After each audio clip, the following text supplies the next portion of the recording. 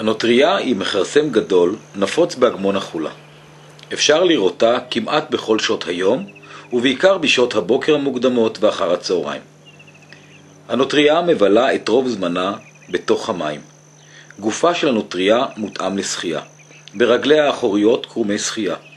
אוזניה, עיניה ונחיריה ממוקמים בחלקו העליון של הראש. דרוכה היא וקשובה לכל רעש ותנועה. כשיש חשש לסכנה קרבה, ממהרת הנוטריה לצלול, ושבה ועולה על פני המים רק לאחר זמן ממושך. הנוטריות חופרות מחילות בגדות מקווי המים, שם הן ממליטות פעמיים בשנה 4 או 5 גורים. הגורים מתלווים אל אימם בחיפוש אחר המזון. בשעת אכילה הנוטריה נעזרת בכפותיה הקדמיות לאחיזת המזון, לסירוק וניקוי הפרווה. סימן ההיכר הבולט אלה הם שיניה הכתומות.